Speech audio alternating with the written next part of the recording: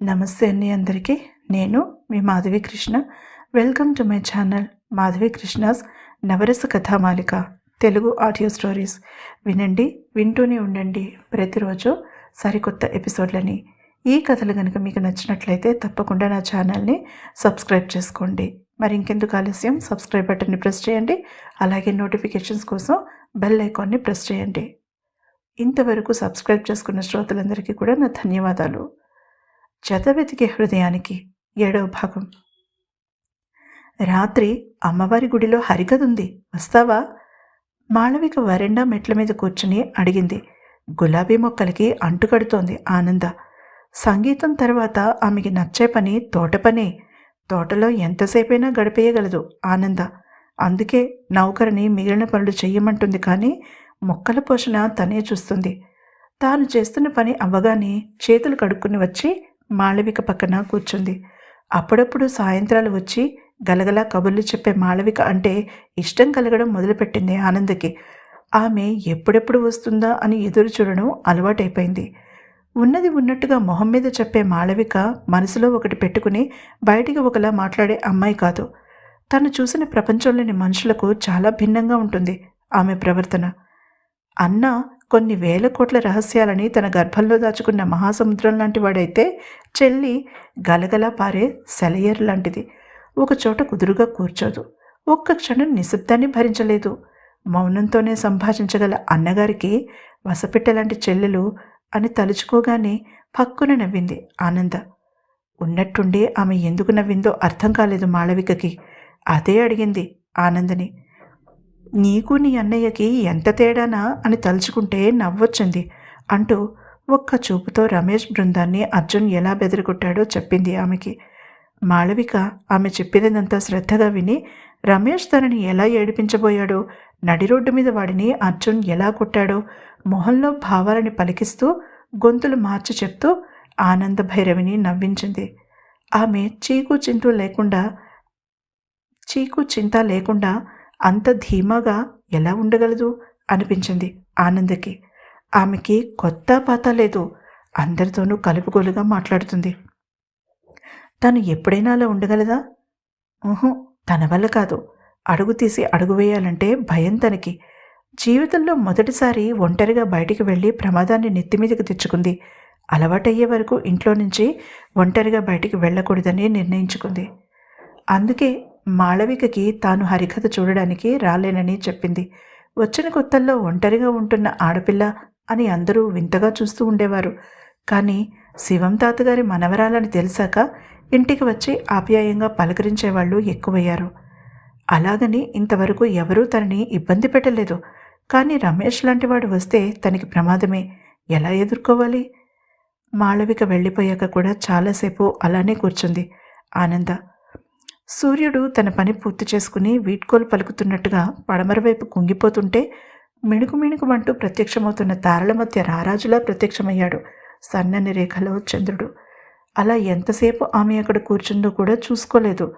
చల్లని గాలి తనని తాకి మండుతున్న హృదయాన్ని స్వాంతనపరుస్తుంటే ఆ ఏకాంతంలో ఆ గట్టు మీద ఒంటరిగా కూర్చున్న ఆనంద భైరవి గొంతులో నుంచి అప్రయత్నంగానే జయదేవుడి అష్టపది సావిరహే తవదీనా అంటూ జాలువారింది.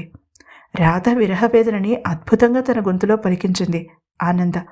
యమునా తీరంలో రాధని తలుచుకుంటూ కూర్చున్న కృష్ణుడి దగ్గరికి వెళ్ళి రాధ పడే బాధని, నానా అవస్థలని ఆమె చెలికత్తే చెప్తుంది. ఆ భావం ఆనంద భైరవి హృదయంలో నుంచి పొంగి ఆమె గొంతులో ధ్వనించింది. ఆ నిశిరాత్రి ఒంటరితనం ఆనంద మనసులోని ఆర్తిని తట్టిలేపింది. ఆమె కళ్ళు మూసుకుంది. ఆమె కళ్ళ ముందు అర్జున్ రూపం మెదులుతుండగా పాటని కొనసాగించింది. సావిరహే తవధీన నిందతి చందన మిందుకి రమణమను అంటూ పూర్తిగా పాడింది.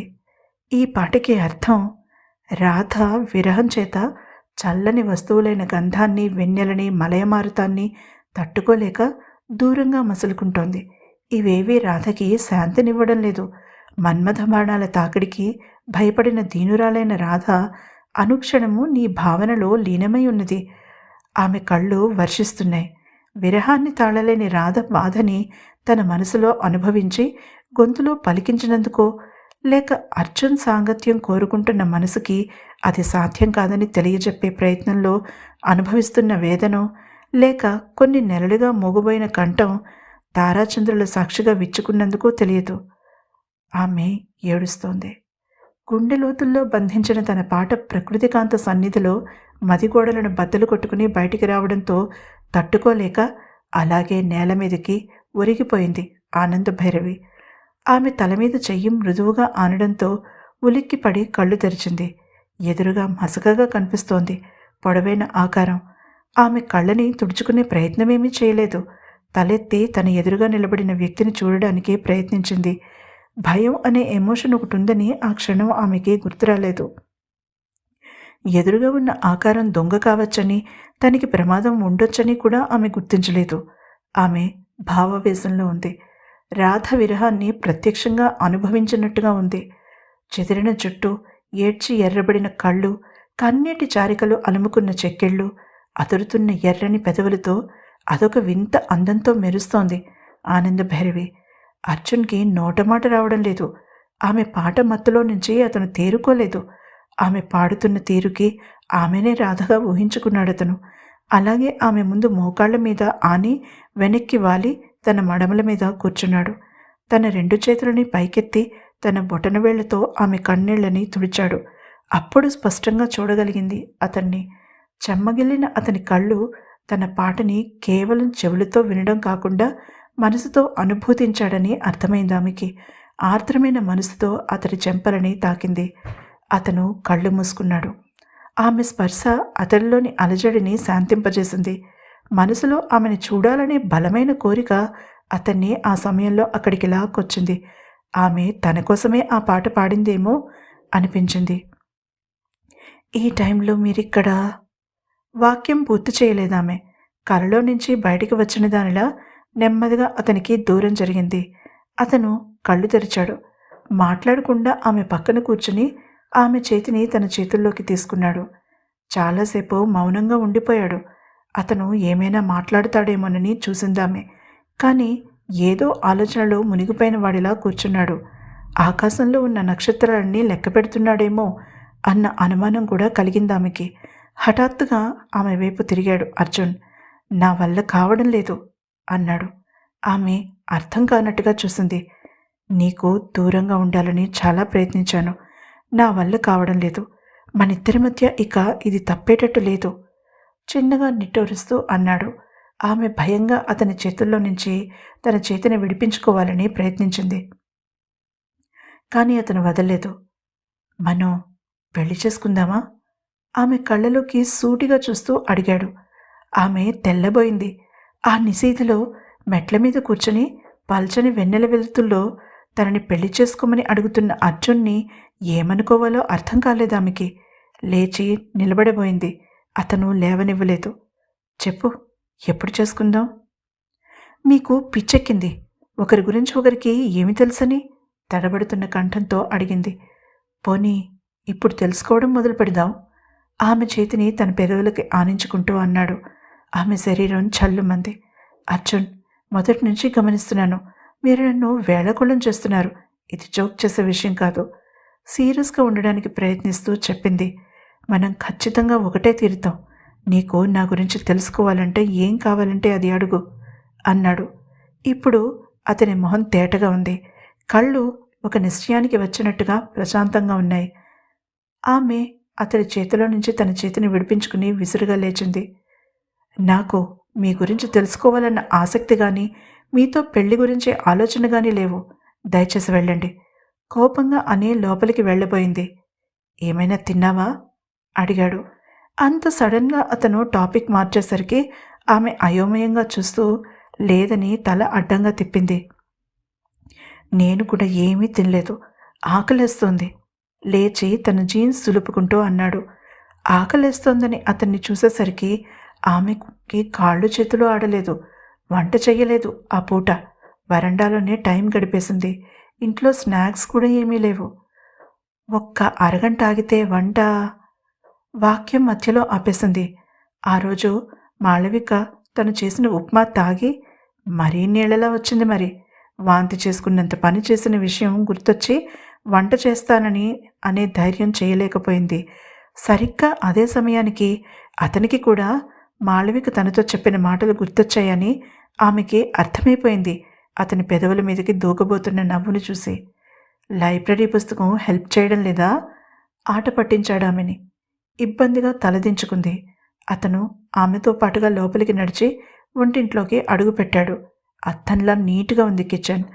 అతను తన సొంతిల్లులా కిచెన్లో అటు ఇటు తిరుగుతుంటే ఆమె కళ్ళు ఇంతింత చేసుకుని చూడసాగింది. చకచక కూరలు తరుగుతున్న అతని పొడవైన చేతివేళ్లు ఒక చిత్రకారుడి చేతివేళ్లలా సన్నగా పొడవుగా ఉన్నాయి. ఒక డాక్టర్ ఆపరేషన్ని ఎంత శ్రద్ధగా చేస్తాడో అంత శ్రద్ధగా అతను వంట చేస్తుంటే అద్భుతాన్ని చూస్తున్నట్టుగా ఉంది ఆమెకి. మగవాళ్ళు వంట అంత ఎఫిషియెంట్గా చేయడం ఆమెకి తెలియదు. ఆమె ఆలోచనలు కనిపెట్టినట్టుగా అతను అన్నాడు నవ్వుతూ. అద్భుతమైన వంట చేయగలని పేరున్న ఇద్దరూ మగవాళ్లే ఆనంద, నలుడు, భీముడు. ఆమె నవ్వలేదు. ఆశ్చర్యంగా అతని టేబుల్ మీద అరేంజ్ చేసిన పదార్థాలని చూసింది. అన్నం, సాంబార్, గుత్తి వంకాయ కూర చూడగానే నోరు ఊరిపోయింది ఆనంద భైరవికి. ఆమె చైర్ వెనక్కి జరిపి కూర్చోమన్నట్టుగా సైగ చేసి ఆమె కూర్చున్నాక కంచంలో పదార్థాలని వడ్డించి ఆమె తిన్నాక ఎలా ఉంది అన్నట్టుగా కళ్ళెగరేశాడు. ఆమె మాట్లాడలేదు. చాలా బాగుందన్నట్టుగా చేత్తో సైగ చేసింది. వంట కోసమైనా నన్ను పెళ్లి చేసుకోవచ్చుగా? భోజనం పూర్తయి కిచెన్ నీట్గా సర్దుతూ అడిగాడు. అప్పటికి ఆమెకి బెరుకుపోయింది. చిన్నగా నవ్వింది. నేను పాట పాడి వినిపించాను, మీరు వంట చేసి పెట్టారు. ఇందులో వేరే ఉద్దేశాలకి ఆస్కారం లేదు చెప్పింది. అర్జున్ ఆలోచిస్తున్నట్టుగా కౌంటర్కి ఆనుకుని చేతులు కట్టుకుని నిలబడ్డాడు. ఇంతవరకు ఇద్దరికీ మాత్రమే తెలిసిన నా సీక్రెట్ని నీతో షేర్ చేసుకుంటున్నాను చెప్పాడతను. తర్వాత ఏం జరిగిందో తెలుసుకోవాలంటే తప్పకుండా తర్వాతి ఎపిసోడ్ని వినండి. ఈ ఎపిసోడ్ కనుక మీకు నచ్చినట్లయితే తప్పకుండా నా ఛానల్ని సబ్స్క్రైబ్ చేసుకోండి. అలాగే లైక్ చేయండి, షేర్ చేసుకోవడం మర్చిపోకండి.